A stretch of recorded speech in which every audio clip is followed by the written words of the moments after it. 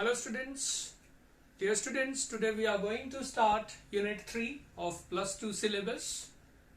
It is Electrochemistry. Students, this Electrochemistry is actually part 2 we are going to discuss in Plus 2 class. Part 1 of Electrochemistry we have discussed in class 11 syllabus, that is redox reactions. जो redox reaction था वो Electrochemistry का ही part 1 था. So students, first now what is electrochemistry? Electrochemistry है क्या? So students, what is electrochemistry? Electrochemistry is study of production of electricity. So it is study of production of electricity from spontaneous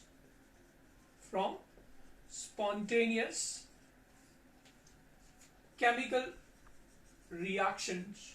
So in electrochemistry we study this, what? Study of production of electricity from spontaneous chemical reactions and use of electricity or use of electrical energy, we can say use of electricity to bring about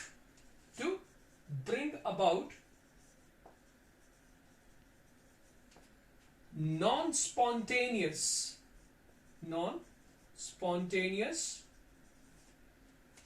chemical transformations or chemical reactions.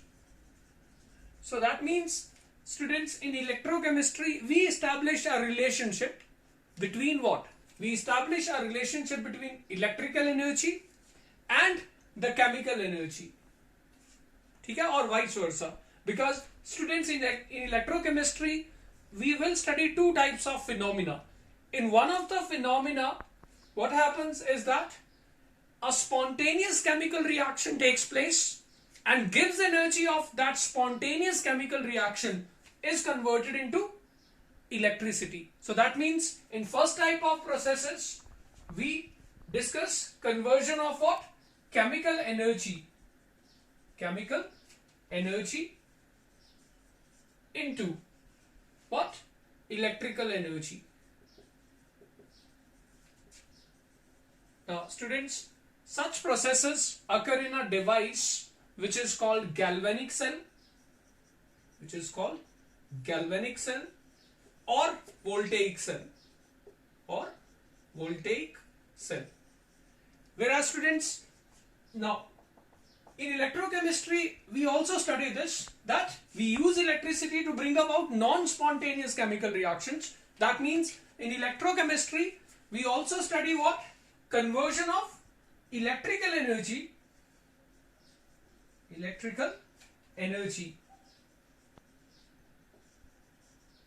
into chemical energy.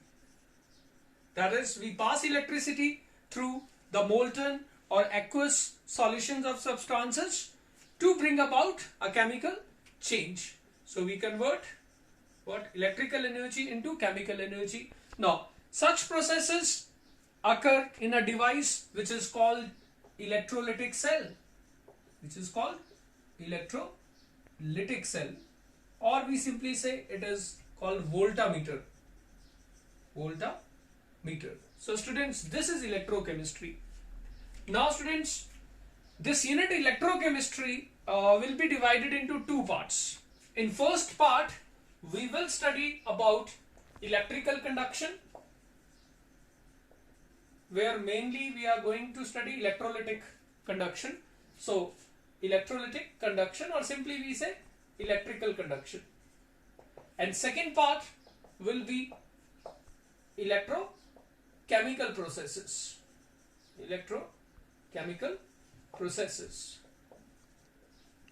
So students, this was about the electrochemistry, or I have given you introduction.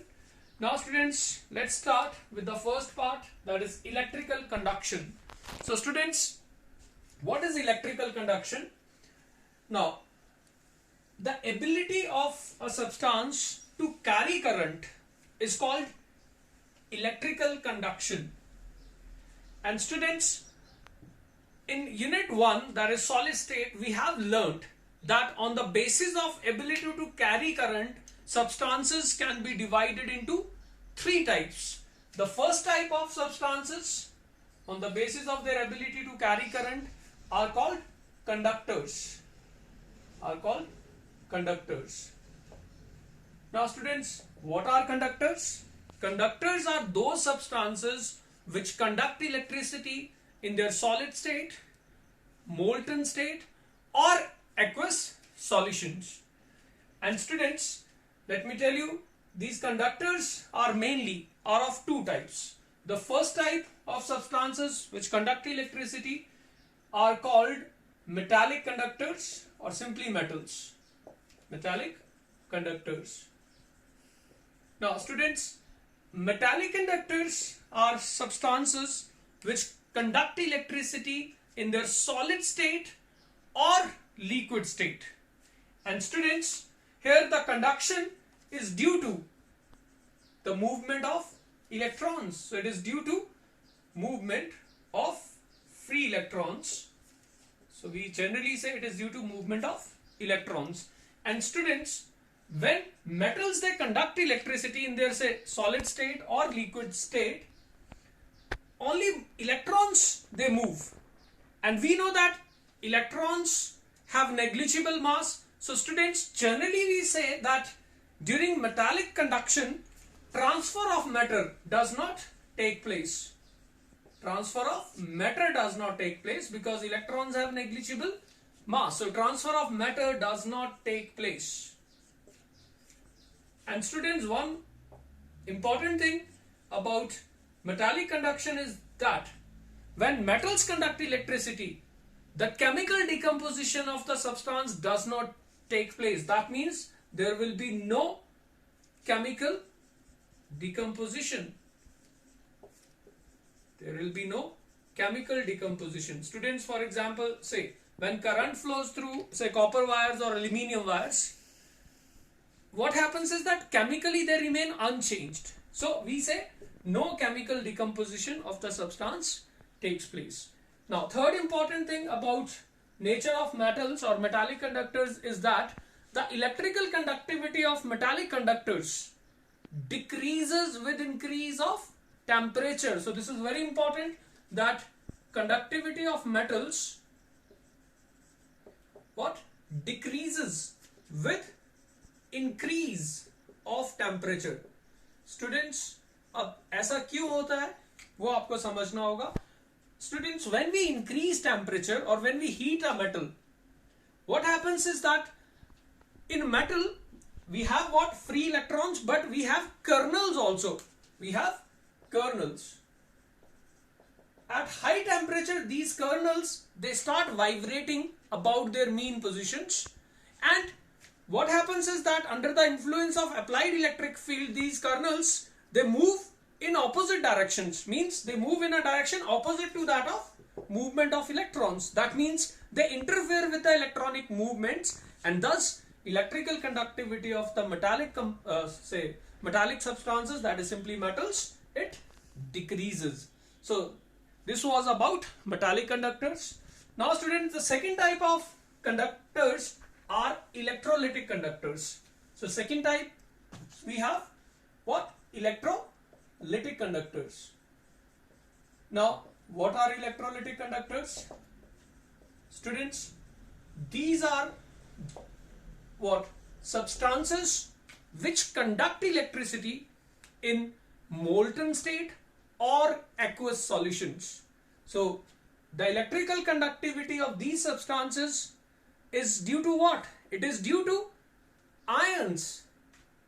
Metals mein it was due to electrons. But in electrolytic conductors, the conduction is due to movement of ions. So students, now what happens is that when say I have NaCl, when it is heated, it melts, and upon melting, it dissociates into sodium and chloride ions. Now these ions become free, and thus they are responsible for electrical conduction.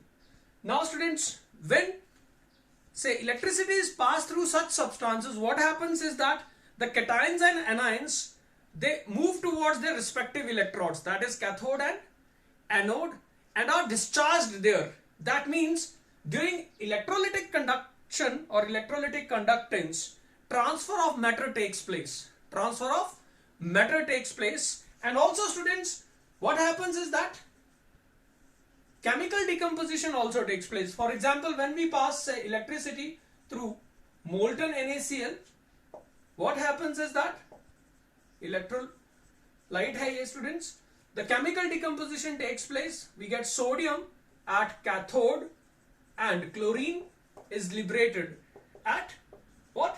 Anode. So that means there is a chemical decomposition also. So unlike metallic conductors, in electrolytic conductors, transfer of matter takes place. The chemical decomposition of the substance also takes place, and mainly conduction is due to movement of ions. And thirdly important, the fourth point is, students, when we increase temperature, conductivity of metals decreases. But students, conductivity of electrolytes or electrolytic conductors increases, because when temperature is increased, the kinetic energy of the ions increases. That means they become more mobile, and therefore students, electrolytic conduction increases. So this was about conductors. Now students, the second types of substances on the basis of their ability to carry current are called what? Insulators. So second type of substances are called what? Insulators. Now students, what are insulators? So insulators are those substances which we say do not conduct electricity, or conduct electricity to a very small extent. For example, students, we have wood, we have rubber, then we have substances like sulfur, etc. Students, these do not contain what? Free electrons or free ions, and therefore electrical conductivity of insulators is negligible.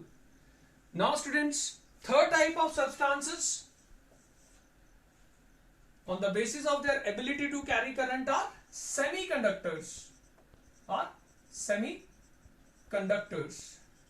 Now, semiconductors are those substances which have electrical conductivity between those of conductors and insulators. Means इनका electrical conductivity conductor से कम but insulator से ज़्यादा होगा. Students, the most commonly used semiconductors are silicon and germanium.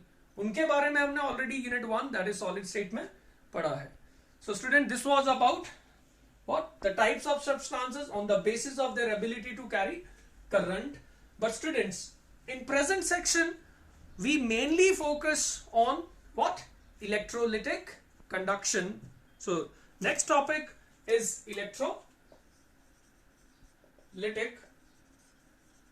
conduction. Now, what is electrolytic conduction? So students, the ability of a substance to carry current in its molten state or aqueous solution is called electrolytic conduction. And students, electrolytic conduction is mainly due to what? Movement of ions. So that is why this electrolytic conductance is also called ionic conductance. Since it is due to ions, it is called ionic conductance also. And students, the substances which carry current through their molten state or aqueous solutions are therefore called what? Electrolytes. For example, students, the most common example is say NaCl. Now NaCl in molten state dissociates to give free sodium and chloride ion and therefore conducts electricity. NaCl, when dissolved in water, say aqueous, it also dissociates into aqueous sodium and aqueous chloride ions. So due to the presence of free ions, the molten state or aqueous solution of say sodium chloride conducts electricity. So we say NaCl is an electrolyte. So now students, electrolytes के दो type होते हैं. This we have studied in class 10 also, class 11 also. So students, depending upon degree of dissociation or degree of ionization, electrolytes are of two types. So the first type of electrolytes are called weak electrolytes. Now students, what are weak electrolytes? So weak electrolytes are those substances which undergo dissociation or ionization to a very small extent. That means their degree of dissociation, उनका जो degree of dissociation है, which is denoted by Greek letter alpha, will be very very very less than 1. Means उनका जो degree of dissociation है 100% नहीं होगा, rather 100% से बहुत कम होगा. Now students, you must know this. What is degree of dissociation? Degree of dissociation alpha होता है, it is amount of, say, substance dissociated or ionized upon amount of substance or electrolyte taken. So that means कितना substance आपने लिया था और उसमें से कितना ionize या dissociate कर गया, that is called what? Degree of dissociation. Now in weak electrolytes, the amount of substance taken is relatively more than the amount of the substance that dissociates. So बहुत कम, क्योंकि substance dissociate करता है, ऐसे electrolytes को हम weak electrolytes बोलते हैं. Now most common examples of weak electrolytes are weak acids like acetic acid, then weak bases like ammonium hydroxide, and then sparingly soluble salts like say HECl, etc. Now students, when these substances undergo ionization or dissociation, say acetic acid, when dissociates in aqueous medium, it produces what? Acetate ions and hydronium ions. So students, if I take 1 mole initially, now there are no acetate and H positive ions, but if I say alpha is only 4%, that means out of 1 mole only the 4%, that is 0.04 dissociates, so 0.96 moles remain what? Undissociated. So we get only 0.04 moles of acetate ion and 0.04 moles of hydronium ions. So students, the resulting solution of a weak electrolyte contains what? It contains ions as well as unionized molecules. So this is very very important point, that an aqueous solution or the resulting solution of a weak electrolyte contains ions as well as molecules. But students, the concentration of ions in the solution is very very less, and therefore weak electrolytes conduct electricity to a very very small extent. So students, these are weak electrolytes. Now second type of electrolytes are called strong electrolytes. Now what do you mean by strong electrolytes? So strong electrolytes are those substances which undergo almost complete dissociation or ionization.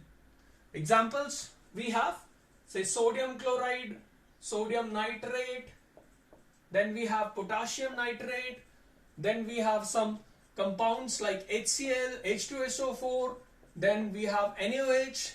All these substances are strong electrolytes because they undergo almost complete ionization in molten state or aqueous solution. So that means their degree of dissociation almost approaches to 1, that is 100%. For example, students, say if I have HCl in water, it dissociates to almost 100%. That means degree of dissociation is almost 100%, giving what? Hydronium ions and chloride ions. So again, if I take say 1 mole of HCl, initially there are no ions, but when dissociation is complete, ये almost zero हो जाएगा, means HCl unionized रहेगा ही नहीं, and we will have 1 mole hydronium ion and almost 1 mole chloride ion. So students, the resulting solution of a strong electrolyte will mainly contain ions, and due to the presence of large concentration of ions, these solutions conduct electricity to a very large extent. That means strong electrolyte का जो electrical conductivity होगा वो बहुत high होगा. Now students, one more thing, that these strong electrolytes are of two types. ये strong electrolytes भी दो type के होते हैं. Now first type we call them true electrolytes, and the second type of strong electrolytes are called potential electrolytes. Means these also have a potential to act like strong electrolyte. Now what is the difference between true electrolytes and potential electrolytes? So students, listen carefully. True electrolytes are actually ionic compounds. These are ionic solids which undergo almost complete dissociation on heating or in aqueous solutions, and therefore these conduct electricity to a large extent. So true electrolytes are actually what? They are ionic compounds. Now what are potential electrolytes? So these potential electrolytes are not ionic compounds. These are some covalent compounds like HCl, H2SO4. Now students, HCl is not ionic. HCl तो एक covalent compound है. But students, we know that HCl is polar compound, and when dissolved in water, it undergoes almost complete ionization. Now there is a difference students. जो ionic compounds है like NaCl in aqueous solution produces sodium and chloride ions. But students, ये कहना गलत होगा कि वो ions produce कर रहा है. Instead ions तो पहले भी थे, वो ions सिर्फ dissociate हो रहे हैं. So students, when NaCl is dissolved in water, we say dissociation occurs because NaCl is ionic compound. वो तो originally भी ions से ही composed है, so only ions dissociate, so we call it dissociation. But when HCl is dissolved in water, HCl is a covalent compound. It is made up of discrete HCl molecules. There are no ions, but when it is dissolved in water, it produces ions. यहाँ ions produce नहीं हुए थे, सिर्फ dissociate हुए थे. वो तो पहले से ही ionic है, but यहाँ वो discrete molecules थे जो ionize होके hydronium and chloride ions produce करते हैं. So here we say it is ionization because ions are produced. So students, this term ionization and dissociation should not be confused. Though हम इनको कई बार बिना difference के use करते हैं, but there is a difference. Ionic compounds dissociate, but these HCl, H2SO4, they ionize in water. So these also are what? Strong electrolytes, but they are called potential electrolytes. So potential electrolytes are covalent compounds, rather they are polar covalent compounds which ionize almost completely in aqueous solution to produce large concentration of ions. So students, this was about electrolytic conductance and about nature of electrolytes. Now students, we are going to discuss what are the factors that affect or that influence electrolytic conductance. Students, electrolytic conductance depends on the following factors. The first factor is solute-solute interactions. Now, these are also called interionic attractions. Secondly, these electrolytic conductance depends on solute-solvent interactions. That means it depends on solvation of ions. Third factor, it depends on solvent-solvent interactions, which means it depends on viscosity of the solvent. Students, fourth factor is temperature. Electrolytic conductance depends on temperature. Then it depends on nature of electrolyte, means whether electrolyte is weak or strong. It depends on concentration of electrolytic solution, which means whether solution is dilute or concentrated. And last factor is that it depends on nature of solvent, means the solvent has a high dielectric constant or high polarity or has less polarity. So electrolytic conductance depends on these 7 factors. So students, पहला factor है electrolytic conductance depends on what? solute-solute interaction. Now first understand, student, say I have an electrolyte which is composed of ions A positive and say B negative, and interionic attraction is this much. Say I'm saying this is relatively weak, but I have another electrolyte which is composed of say X positive and Y negative. But students, the interaction between these two ions is quite strong. Means यहाँ पर ये ions बहुत strongly held है by electrostatic forces. So students, here interactions are what? Strong. So students, in this case, ions are what? Ions are what? Less mobile. Means वो ज़्यादा move नहीं कर सकते. Whereas students, here the interactions between the ions are relatively weak. So ions are what? Relatively mobile. They are more mobile. That means उनका जो mobility है वो ज़्यादा है. So students, when we compare these two, we find that this electrolyte will have higher conductance. So, which means that when interionic attractions are weak, the conductivity will be more. So students, from this discussion we conclude that electrolytic conductance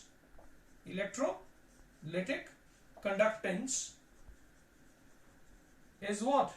It is inversely proportional to what? Solute-solute or interionic attractions. It is inversely proportional to solute-solute interactions. So which means stronger the solute-solute interactions, less will be the mobility of ions, and therefore lower will be the electrolytic conductance. So students, this was our first factor. Now students, the other factors which we have is solute-solvent interaction, then solvent-solvent interaction, temperature, nature of electrolyte, nature of solvent, and concentration of the electrolytic solution. But students, all those factors will be discussed in the next video lecture. So that is all for today. Thank you, students.